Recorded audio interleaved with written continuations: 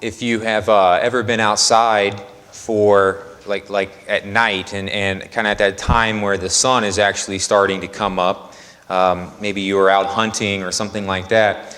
There's a fascinating thing that happens in that hour or so before the sun actually rises above the horizon and kind of day breaks forth. The first thing that you notice is that very quickly the sky turns light.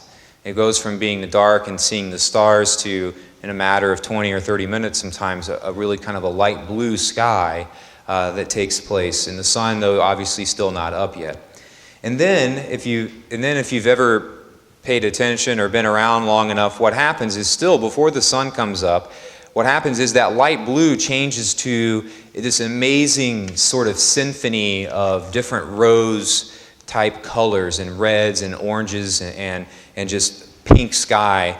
And that rose, those rose shades, it's the same shade of the vestments that we wear and the things that we wear today in our church. This is the third Sunday of Advent, referred to as Gaudete Sunday. And Gaudete is Latin. It's actually a command. It's typically written with an exclamation point. And the command is to have joy, to be joyful or to rejoice. And the color rose denotes the fact that the sunrise is getting nearer. The Son of God stands on the edge of storming into time and reality 2,000 years ago, the celebration that we will have in a few days at Christmas. And so we mark that turn and we mark the approach of the sunrise today. And the first reading tells us to shout for joy, and there's an exclamation point. In our psalm, it says, cry out with joy. St. Paul, in the second reading, not once, but twice, commands us to rejoice, again with an exclamation point. And yet, especially today, there is probably, if you're like me, a temptation to say, no thanks. Priests are people, and so like you, I've spent a lot of time the last 24 hours thinking and praying for the people in Connecticut, trying somehow to make sense of something that will never make sense. The Catechism has an absolutely beautiful passage that I came across this morning. It says, our experiences of evil and suffering, injustice and death seem to contradict the good news of the gospel. They can shake our faith and become a temptation against it. How true that is.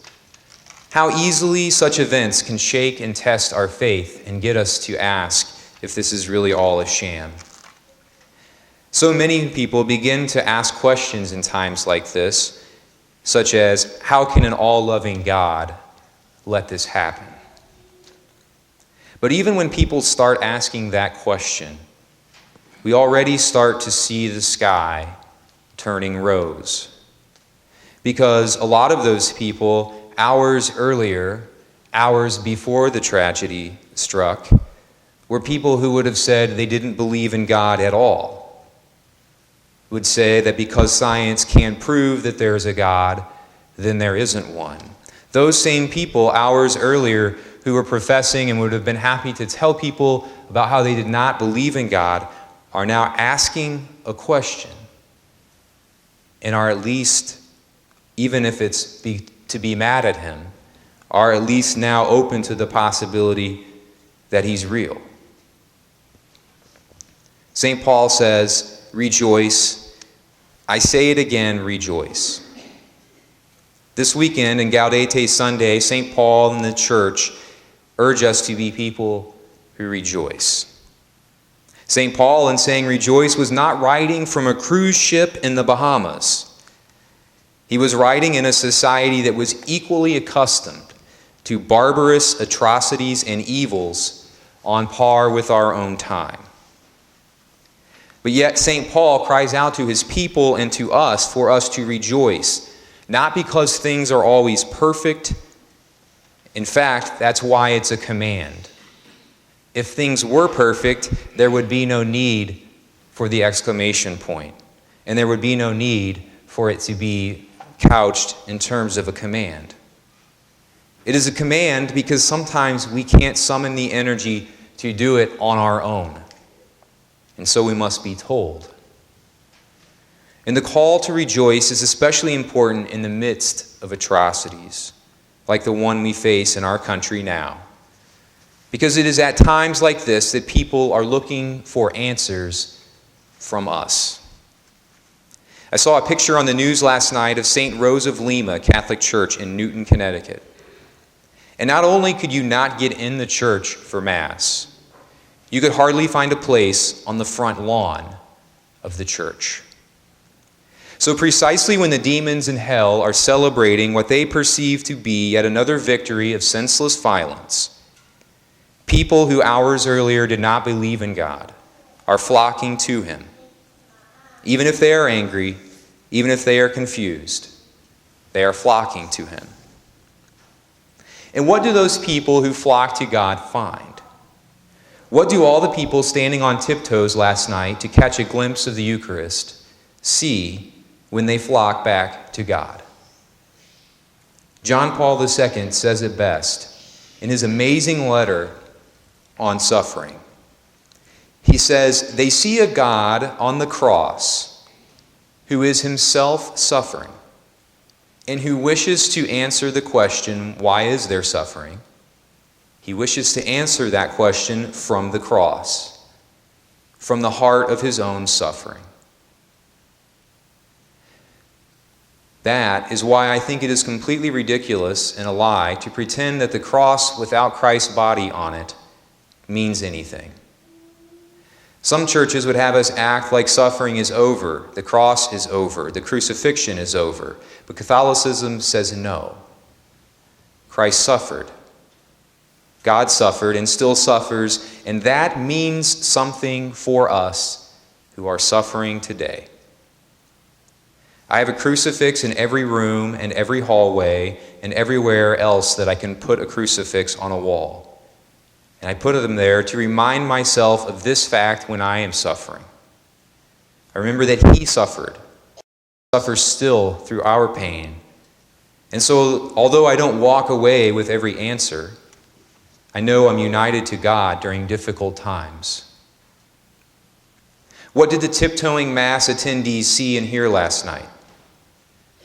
They saw Christ on a cross, and they heard Christ's words acknowledging his suffering in the Eucharistic prayer. To know that Christ suffers and shares in our suffering is a game changer. And that is precisely the good news. The gospel could possibly be summed up in these words, quote, Christ changed suffering from meaningless to holy, end quote. Christ changed suffering from meaningless to holy, even if suffering still doesn't make sense.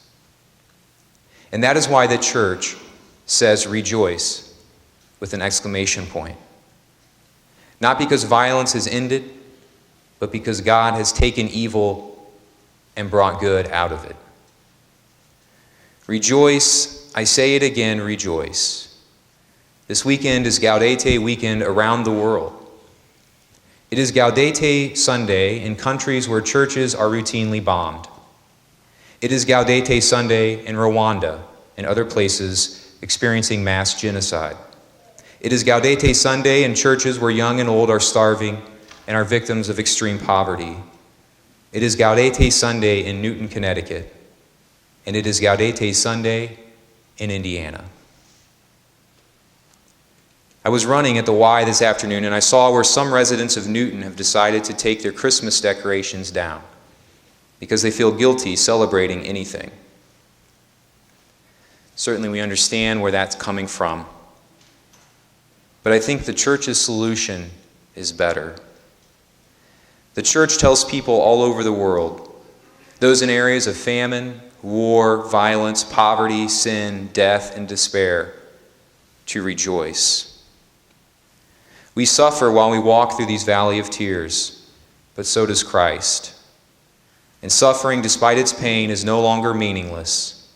It is holy. And so we rejoice in the Lord always. We say it again, rejoice.